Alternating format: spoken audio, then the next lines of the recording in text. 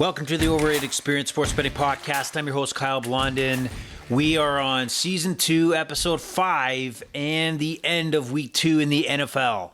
NFL action on fire on the weekend. We're going to get into it. This is the podcast where we're going to talk about spreads, picks, heading into next weekend, Week 3.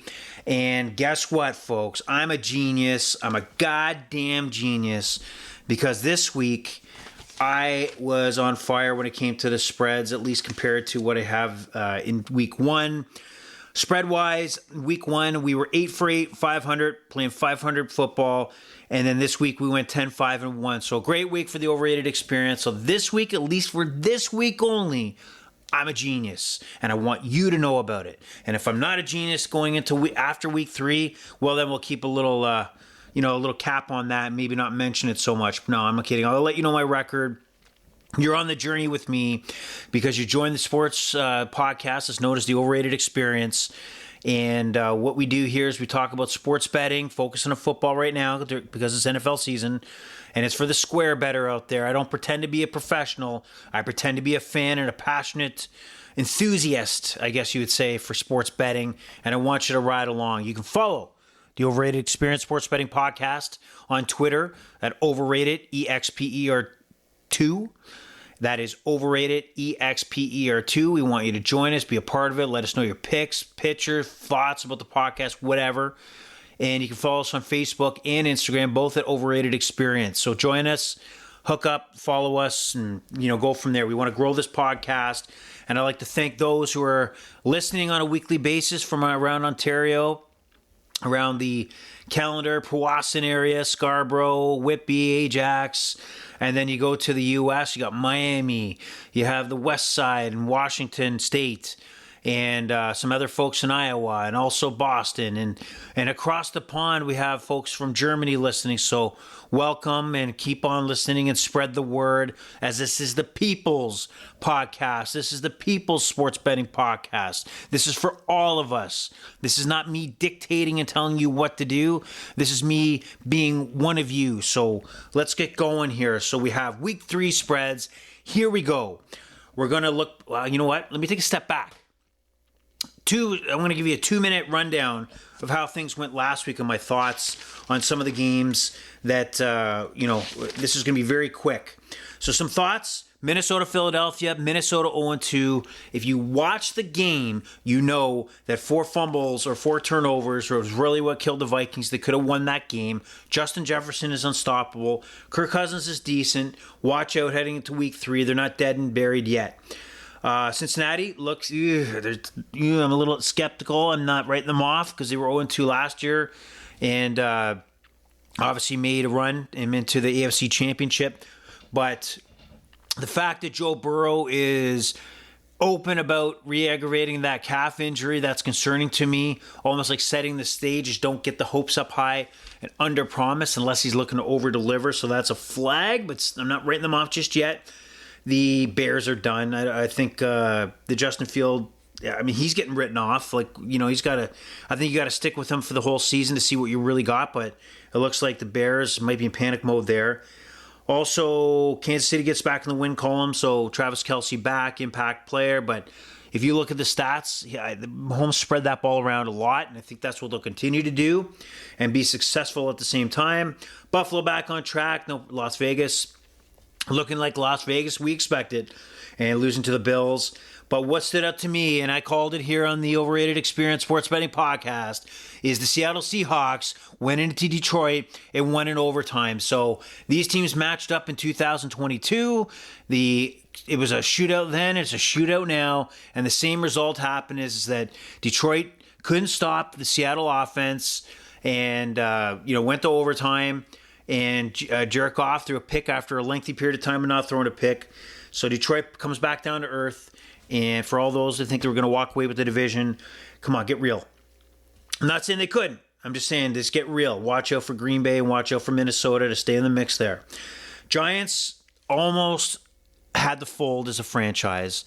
Coming back in Arizona, so big win there. But Saquon Barkley out 3 weeks with an ankle injury. That's a significant blow going into Thursday night against the 49ers. Now, some real key moments. Dallas smacked around the New York Jets. What did we say here is Zack Wilson is not the guy. Zack Wilson is absolutely, you know what he is. He's absolute trash as a quarterback. And I'll, again, be very clear. When he was drafted, I thought he would be something in the NFL. I thought he was a guy to look out for. Boy, was I wrong, because he stinks. He is what he is. He's not going to improve. That he's not the answer for the Jets. They need a game manager at this point if Aaron Rodgers can't go. And they got to find that game manager. Don't wait before it's too late. This team is stacked on the defensive side, stacked on the offensive side. Both sides of the ball. So what that means is that even with Zack Wilson, they may scratch and claw to a 500 record, or at least close to under, maybe 9-8, 8-9. But that's not where they want to be. So Zack Wilson, that's the peak. That's the best he can possibly do. But the rest of that team is stacked. So get on it. Get that quarterback that can at least manage that offense the way it needs to, put them in a position to go 10-7 at least. All right, so we also talked Washington, Denver. Denver choking was a 21-3 lead, and Washington comes all the way back. Russell Wilson throws a Hail Mary. It's a touchdown. Should have been pass interference in the end zone to tie it up. Washington wins by 2. They're up by 2. Sorry, they're 2-0. Now, here's the story I want you to keep an eye on. That Russell Wilson-Sean Payton dynamic, where Russell Wilson was there before Sean Payton was. And Sean Payton, if without success, I think you're going to start seeing him distance himself from the Russell Wilson experiment if things continue to go south. So watch that situation. Watch the blame being put on Russell Wilson. Not saying he played great, played better than he had all of 2022. He made some errors. He does not look like the Russell Wilson from Seattle. And a lot of these quarterbacks that are not looking good, whether it be young or veterans, they just look slow to make decisions. Very slow. And not good. Russell Wilson is looking slow and hesitant to take opportunities when to take off out of the pocket, when to hit a receiver. He's just a half second behind, which is costing him badly as a Bronco. Also, on the Sunday nighter, Miami took care of New England. New England played solid defense, but Miami worked around it. Watch this Miami offense. If they can continue to do what they're doing, this is what a quarterback looks like right now with Tua, that is in sync and knows where his receivers are going to be and is not spending that half second double clutching. He is throwing most of his passes before his receivers are out of their break. That tells you that they are on the same page, because if they're not on the same page, that's a lot of INTs. So the Dolphins' offense is pretty impressive to watch with all their weapons, and Tua staying healthy and getting rid of the ball quick and where it's supposed to be thrown. Two Monday Nighters. One was pretty crazy. It seemed like the Steelers and the Cleveland Browns had game lasted forever. Now, some news and notes out of that game. I would say Cleveland choked that game through. They should have won that game. Chubb with a nasty leg injury, knee injury. He is done. If you've seen the footage, his knee went the wrong way, not the way you want it to go. And it sucks because he's one of the best players in football, or most impactful players. He's done for the season. Now, the Browns still have a lot of weapons, but mainly they need to rely on Deshaun Watson, who does not, at this point, look like the Deshaun Watson from Houston. He looks stiff. Again, he looks slow to make decisions, slow when to take off out of the pocket, missing passes, fumbling. I don't know why when he takes off, he's using he got caught for 2 face mask penalties. And why would you put your throwing hand and grab cages? How dangerous is that? But at the end of the day, Deshaun Watson is still the better option under quarterback than any other option they had. So watch for it to play out. He's got to improve. They have a D that's a difference maker. They got weapons. Amari Cooper continues to come up big. And from the Steelers side of things, there's some red flags with Kenny Pickett. He's got a rifle of an arm, but it seems like he's slow. He may be slow to pick up the offense here. And, He seems to be getting crunched a lot, or there was a decision on third down for him to run. I don't understand what the play call there is. There's heat on offensive coordinator Canada that he might be kind of on the chopping block, but they get the job done, but it was basically their defense. Weird game there. And the last game of the night, or actually before this, the Steeler-Brown game, was New Orleans Saints and the Carolina Panthers. And the story here is, one, Bryce Young, first overall pick for the Panthers. He's obviously not ready yet, and he'll probably look better as we get to the midpoint of the season. He started to look a little more comfortable late, especially when they had that backdoor cover with -3, son of a bitch. And then Derek Carr, there's a flag there. It's concerning to me that I don't understand quarterback, that Derek Carr, it doesn't seem like he's in tune with what's going on in the game. There were scenarios where he just needed to make quick decisions, get the ball in the hands of his playmakers, but it seems like he's trying to hit home runs on a deal. He threw a poor interception early in the game. I don't know what was going on there. I thought we would see more from Derek Carr at this point. They're 2-0, don't get me wrong, but red flag there. But that was more than 2 minutes. You know what? I don't care. We're going to move on to this week's action. Get your pens, get your papers, get your charts, and let's get her going here.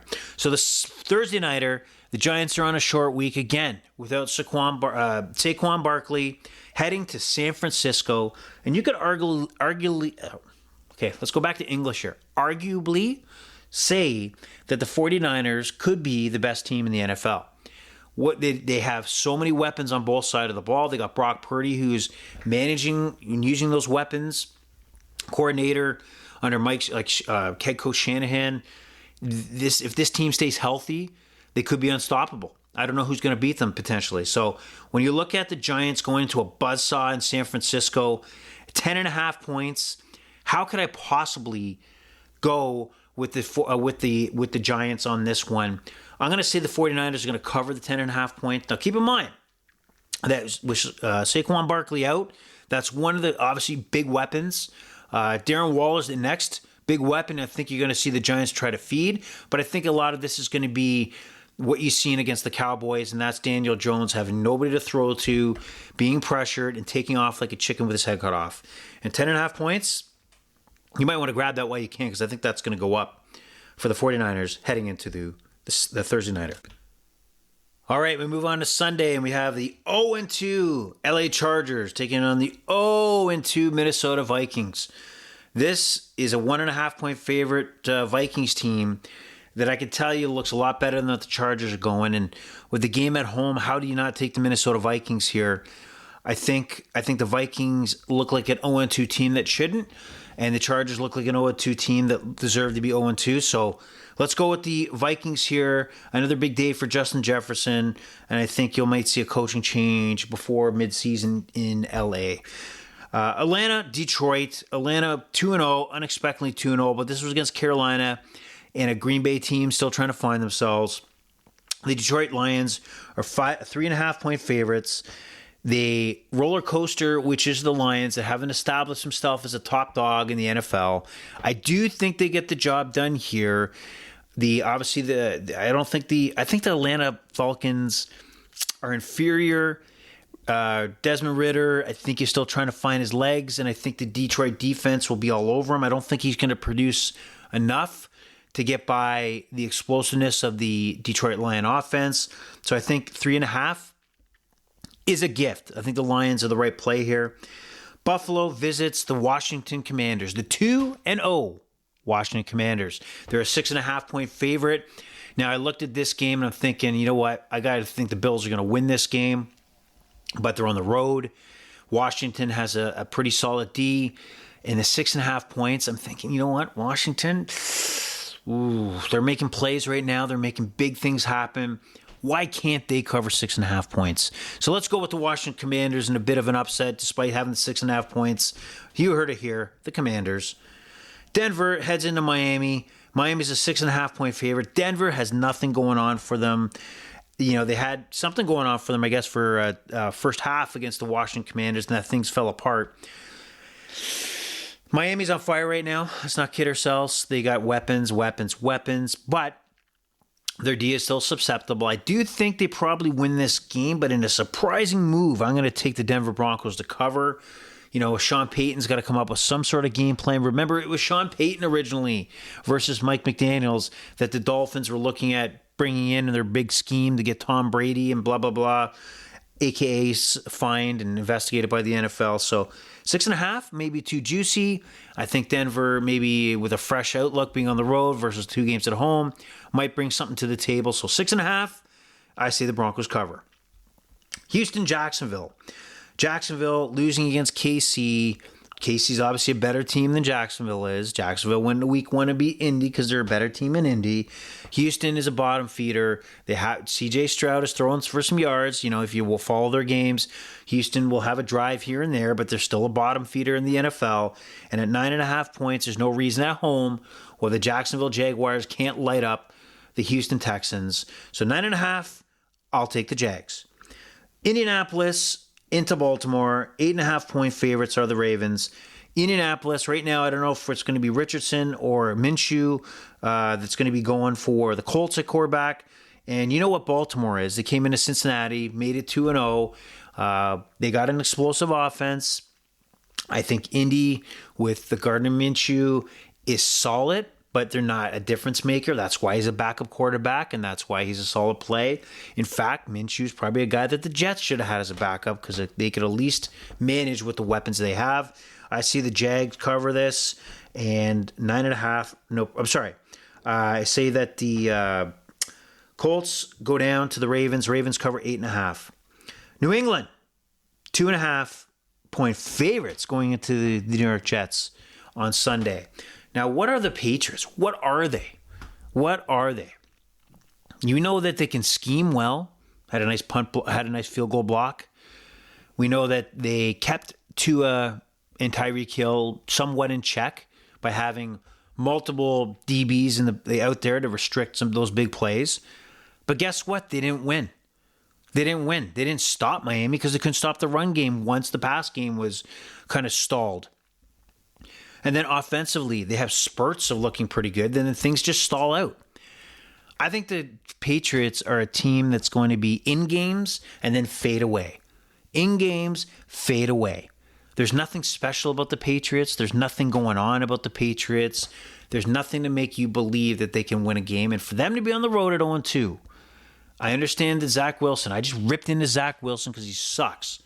But like I said, this team, even with Zack Wilson on the Jets, and the great coaching that they have in Robert Saleh, can still find a way to at least get 8 wins, maybe 7 wins, with the powerhouse defense that they have and some of the bodies that they have on the offensive side. Breece Hall is an example, Garrett Wilson, for those couple big plays that I think will shut down a New England team that has nothing going for it on offense. So I'm going to take the Jets as underdogs at home to cover the 2.5, if not outright win. So write that down, write it in pen because it's not changing. New Orleans, Green Bay. Green Bay -2 at Lambeau. Green Bay started on the road for the first 2 games. They're 1-1 heading back. New Orleans 2-0, but New Orleans looks shaky. Defense, I think, looks fine. Offensively, I talked about Derek Carr looking a little rough, and I think they met their match going into Green Bay. I mean, they really struggled to move the ball against Carolina last night. However, I'm going to look at Green Bay, Jordan Love, solid win at home, only 2 points, miss maybe a field goal game. And a -2 if it's a field goal game and I think Green Bay is going to win. Guess what side I would take? I'm going to take the Cheeseheads. Green Bay, -2. Carolina, on the road, in Seattle, 5.5 point underdogs. Carolina, like I said, Bryce Young looks like a guy who's going to be a great quarterback in the NFL, but I think he's going to slowly build. He needs reps. And heading into a buzzsaw in Seattle and the crowd going, this is going to be his first taste of an environment like that. I just don't see Carolina doing much. I don't see them putting many points on the board. I think the Seattle Seahawks cover that 5.5. Geno Smith has weapons and Tyler Lockett, Metcalf, and he'll get him in the hands and at least cover the 5.5. I don't think you'll see the same fallback as he did against the Rams in week 1 at home. All right, now we move on. Chicago, Kansas City. Now the spread is 13.5 for the Chiefs. Chicago is absolutely awful. So what do we do here? You know what? You ride the Super Bowl champs. You can't back the Bears. 13.5. I think the Chiefs will continue to spread the ball around, and I think they're motivated to get touches to many of their weapons, so I don't think they'll slow down. Justin Fields will have to be on the run. He'll be jacking up interceptions, so take the Chiefs, 13.5-point favorites. Dallas, big 12.5-point favorite heading into Arizona. Let's face it, Arizona hung in with the Washington Commanders way too long on week 1. Arizona just choked against the New York Giants. What do you think Dallas is going to do to them? That defense is going to eat Joshua Dobbs alive. I don't think the Cardinals have any hope of putting, double digits on the board in points. And the Cowboys have too many weapons not to make this, a 20-point spread, maybe by Sunday. So take the Cowboys. Take them big. I don't see Arizona stepping up at all. They're done. 2 Monday nighters. Actually, the Sunday nighters, Pittsburgh in Las Vegas. Steelers 1.5 favorites. It's going to be all black and yellow in Las Vegas. Vegas, Jimmy Garoppolo, again, he's teetering, man. He's going to be a guy that if he plays, he's going to max out at like 200 yards at best passing. He's not enough. I think that the Pittsburgh D is enough to get by in this game as a 1-point favorite. I think Pickett's got to show that they got to show that he's an NFL quarterback that can carry this team. I would not be surprised if Mike Tomlin at some point goes to Mitch Trubisky knowing that all I need is a quarterback to manage and keep the ball and let my D, stay on the field a minimum amount of time so they can maximize their effectiveness. So keep that in mind. But I think Pittsburgh does get through. We'll take the Steelers -1. 2 Monday nighters again. I'm not sure if you like it. I thought it was okay. I don't know. Again, somebody made a mention why they an hour apart. I don't get it either. But we have the Philadelphia Eagles take on both teams 2-0, the Tampa Bay Buccaneers. Baker Mayfield has looked pretty good, 300-yard plus. Or I think 300 yards has been the button, but 300-yard plus in his matchup against the Bears. Eagles, they have, they got the talent, they got the weapons, but it's like they have just limped by in both their games so far. So this is where I'll buy into the whole Baker Mayfield, Mike Evans combo here in Tampa. If you give me 5.5 points, I'm not going to be surprised if the Eagles win. Obviously, they're that good, but they haven't looked great. They got whiny baby. I bet you anymore, A.J. Brown, they'll have to script him into a couple plays right off the bat, right? That's going to be a part of it. And will that be good? Will that be bad? We'll find out. But let's trust Baker Mayfield in this one to cover the 5.5 points. Now, the Los Angeles Rams take on the Cincinnati Bengals. The Bengals are 2.5-point favorites. We talked about what Cincinnati, Joe Burrow, it doesn't look like Joe Burrow we know. That calf is hurting. Calf is impacting him. He's not getting Jamar Chase into the action the first 2 weeks. Does it change here? I don't know. And what a gutsy move by Sean McVay, coach of the LA Rams. Down 10 against the 49ers with basically no time to go. Decides to kick a field goal at the end of the game, a nothing field goal as time expired, to fuck over, and I quote, fuck over, and this is the definition you'll find in the dictionary, any better that had the 49ers at -7.5. So, big loss there for those who had that. And, people were not happy. But at the end of the day, they're going to be on the road in Cincinnati on Monday night. Stafford's look pretty decent. But I think, as time goes on, I think as injuries pile up and the loss of Cooper Kupp's going to make a difference at some point here, I think the Bengals do get it done. All they need is a field goal to cover the spread. Let's go with the Bengals. All right, so that's the full lineup of games in the NFL in Week 3. I want you to follow the Overrated Experience, like I said, on social media, Twitter, or X, at Overrated EXPER2, and also Facebook and Instagram, both at Overrated Experience. Drop us a line, follow us as we grow. Now, I can tell you that the pleasure of this podcast has all been yours. And I'll talk to you again in a couple days when we look at the over-unders and the props, which we had a fantastic day thanks to the Seattle game against the Lions. So tune in for that. Let's do it again. Let's have a great weekend. Enjoy your week, and we'll talk soon.